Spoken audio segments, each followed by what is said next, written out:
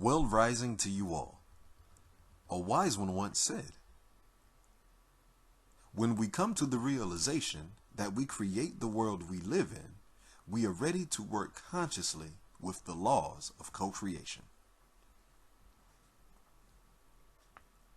Did you know that you are a creator? Did you know you have been given a gift to make your life exactly how you want it to be? Did you know that all of the divine and perfect attributes of the universe are yours to use? Did you know that you can shape and mold this power just like clay and form your life in the way that you desire it to be?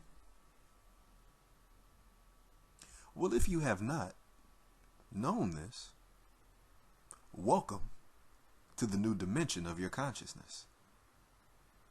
And if you do know this, here is your reminder for the day to create the things you desire in your way. The infinite source of all things only animates things that have power. So if you are an animate object, meaning if you are human with a fully functioning brain, with the ability to think and hear a voice inside of your own head, you have the divine power of creation. Some of us may have come from traditions that attribute this power to some unseen, unknown, far-off source that many of us are taught to bow down and worship and pay homage to, which is fine. That is one step in the evolutionary chain of knowing this. But eventually a time will come when we remove ourselves from bowing to the deities, bowing to the illusion of perfection, bowing to the higher power, to standing in it and owning it ourselves. A time will come when we realize that the virtues that we attribute into the outside world only exist because they are within us. A time will come when we will raise up in our consciousness enough courage to be the creator itself. And that time is now.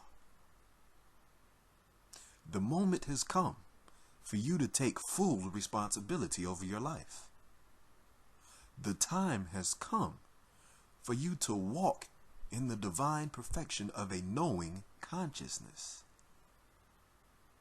The time has come for you to go to the next level of life, which is not faith, but knowing. We have to realize that whatever we have inside of us is what's creating the things that we see.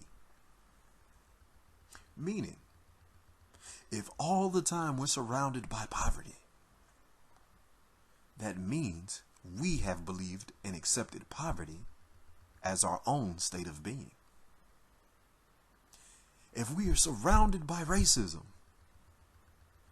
that means we have acknowledged a false illusion that racism is the ideal.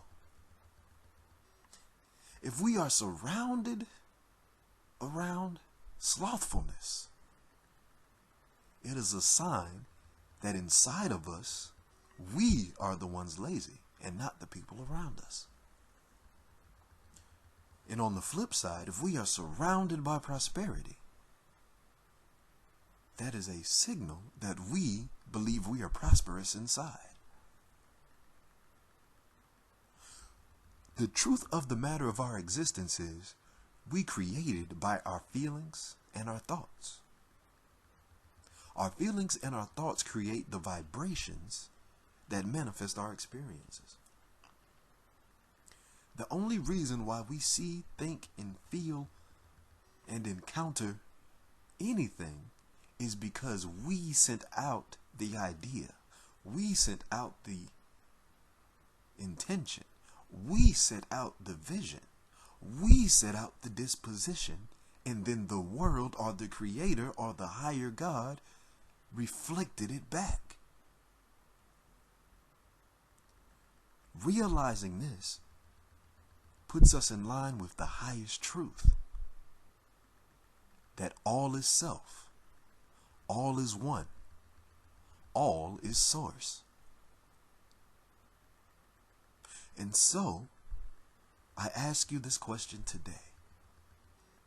Is there something in your life that you wish not reflected back to you? Is there something in your life that you wish would go away? Is there something in your life you wish that you could overcome? If you have a yes to any of those things, you will find the answer to those things literally inside of your body. And how do you find the answer or the solution to these things?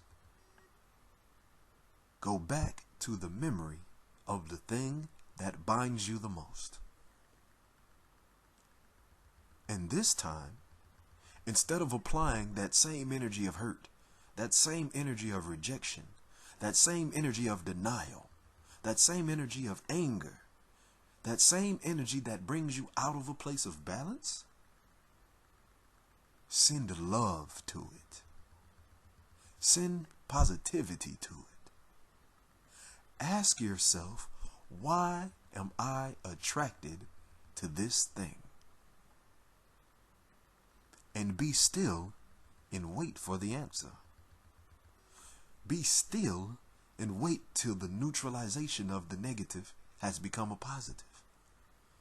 Be still and do not judge whatever emerges. Once you begin to make that a regular practice for anything that you see that puts you in a place of discontent, you will learn how to master that vibration within you. And then the thing that you see will no longer bother you. The thing that you see will no longer bring you discontent. The thing that you see will actually cause you to spark forth with more love. Spark forth with more vitality. Spark forth with more non-judgment, because you will realize the only reason why you see it is because you have not sent enough love to it yet. So, embrace the challenge of sending love to the things that you naturally hate. And when you do this, that's when you begin to wield the power of creation. Because then you could transmute any situation into a positive. Any encounter you face, you could turn it into your good. Anything that you do will be for your progression. And everything that you do will help you create the world that you desire. Here is our affirmation. I have discovered a secret within, where the thought goes into a mountain high above the den of the world. I have found this mountain a place of peace and rest, a place of joy and comfort to the heart. I have found that the place of God is within my own soul. I will listen to that voice. This is your reminder to self. Blessings.